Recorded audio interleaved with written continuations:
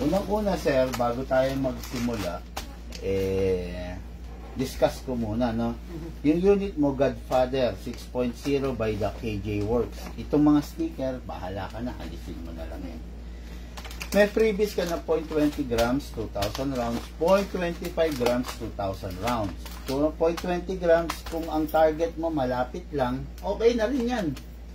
Pero pag ang target mo medyo malayo, tapos napansin mo na nagwawabol yung bala, kasi may hangin, gumamit ka na mas mabigat, 0.25. May downside lang to.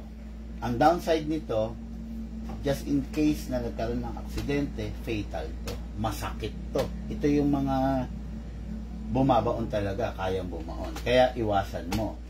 Ako lang, magsimula ka muna dito, familiarization, di ba? Ngayon, ito, super long range, 0.20, gaan eh. Kaya lang, sensitive talaga siya sa hangin. Lang. Tapos, ayun, ano pa ba? Yun, basta simulan mo rito, then later on, pwede ka rito. Okay? Tapos, ayan, gun bag.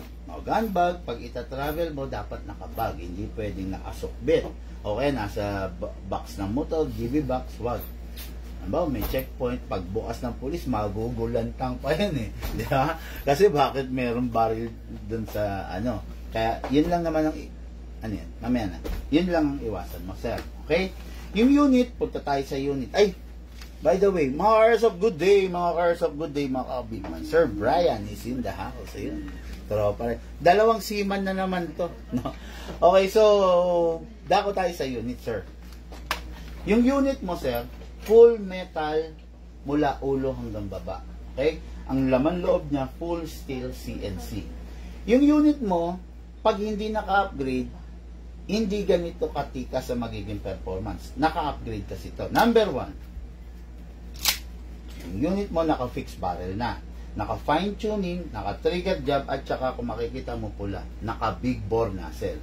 Naka-hammer protection pad din. Okay, mga Ursa pa, ayan, makikita nyo, naka-hammer protection pad na yung unit ni sir. Hindi na siya dummy firing pin. Okay? Itong unit mo, sabi ko nga sa'yo, malakas to. 12 kg at saka 14 kg na gas, kaya nito. Okay? Kaya lang, hindi nito kaya ang CO2. Ito yung CO2. Ito yung ginagamit sa airgun. Huwag mo nang i-attempt na gamitan to nito kasi hindi niya kakayanin. Ngayon, itong unit mo is a 2024-2025 model. Makakakita ka nito, mga 2020 model, hindi kasing lakas nito. Kasi, yon hindi pa naka full steel CNC yon, alloy lang yon. Ito, steel ang laman loob nito. Okay?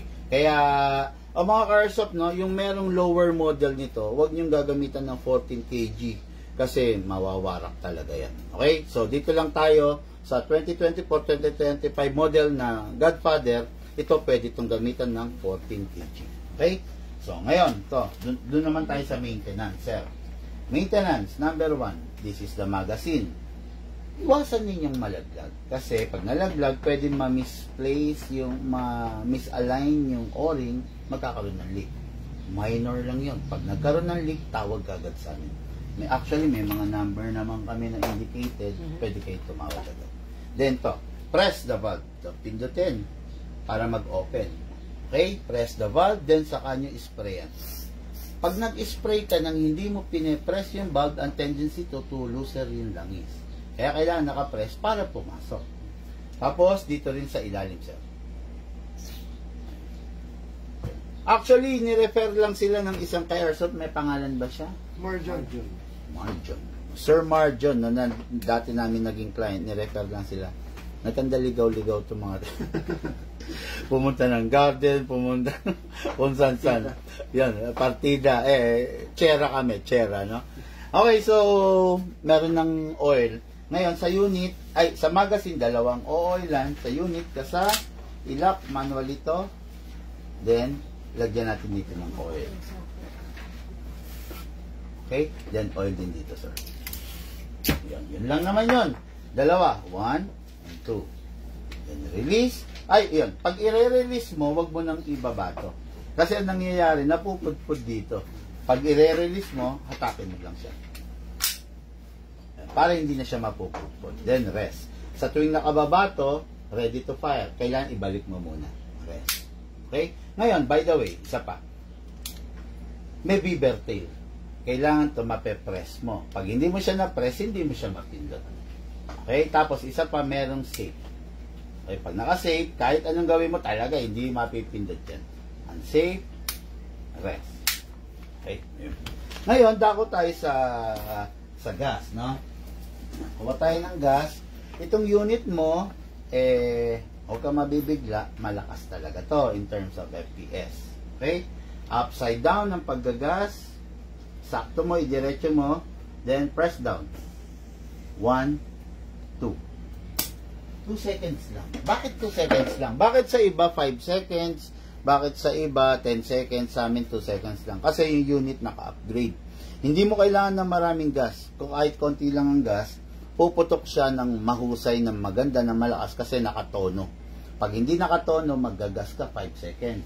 Pero dahil nakatono, 2 seconds lang kailangan mo. Okay.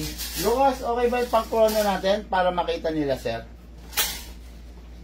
Atakin to pababa, then place your right thumb here para kung mabitawan mo to, dito tatama. Kasi baka mabasag to.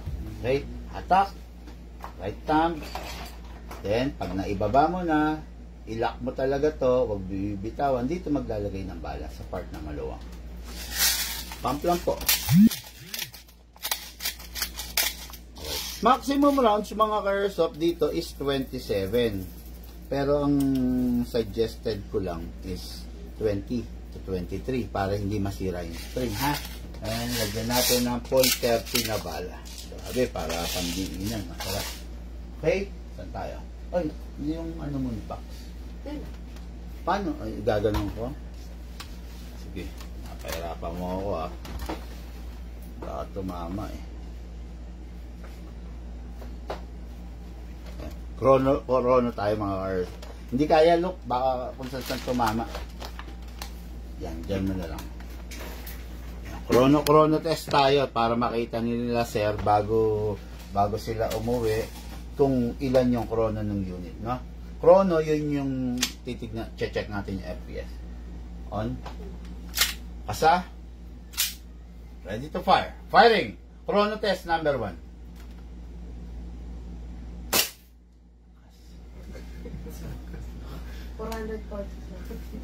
Na. Ang lakas. Mga ka-airsoft, sabi ko kanina 420 lang. 447. Oh. Ganda na upgrade, di ba? 476.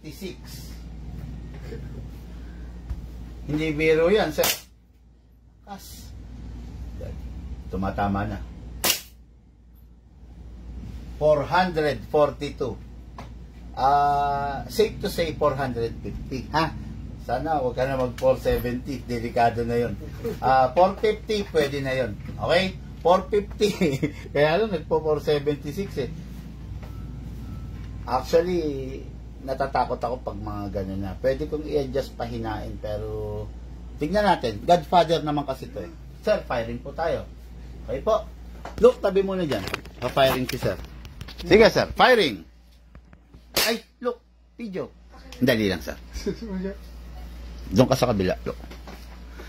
Yan. Targetin mo, sir, ha? Yung ulo. Tignan mo kung accurate siya.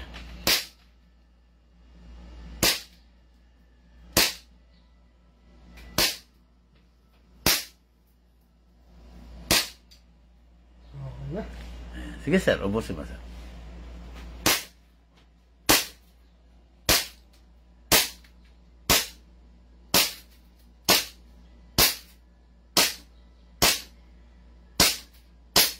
Okay.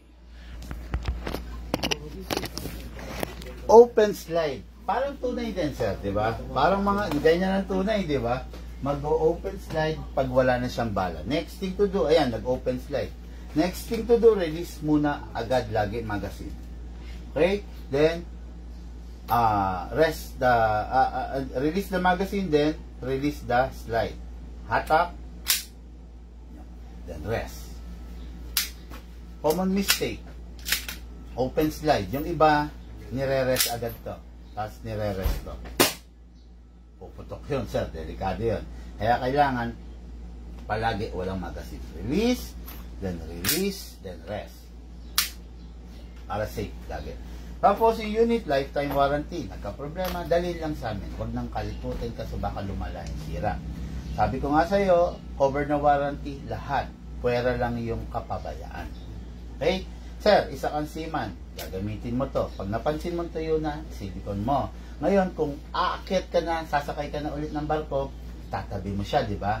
Siguraduhin mo na maisilikon mo, oil mo muna ulit para nakababad siya bago mo iwanan. Tapos, kung pwede, nakabag siya, i-plastic mo, balutin mo tela, itabi mo. Yun lang. Especially the unit. Yung mga bala kahit nakabattle lang, okay lang dyan. Yung green gas kahit nakatabi lang dyan. Importante sa yung unit. Kasi may anak ka, baka galawin, laruin, wag naman sana maka-aksidente, di ba? Tapos, yun lang naman, sir. Basta may problema, tanong lang, tawag lang agad. I-train mo si Mrs. Pag tinuruan mo si Mrs., huwag ka na maglolo ko. Tayo niya gagamitin pa. Okay, yun lang naman, sir. Unit na, mga airsoft, unit na ating ka-airsoft, The Godfather. Mamaya nasa Pasig, Taguig, and Alabang ako. Deliver tayo, mga airsoft. Okay? Lahat po tayo nagmula sa iba't ibang larangan, pinagbuklod, pinag-isa ng iisang libangan. Yun po ang paglalaro ng airsoft, patid po sa inyo ng inyong lingkod, Pigman. Sir, thank you po. Maraming salamat. Thank you, guys.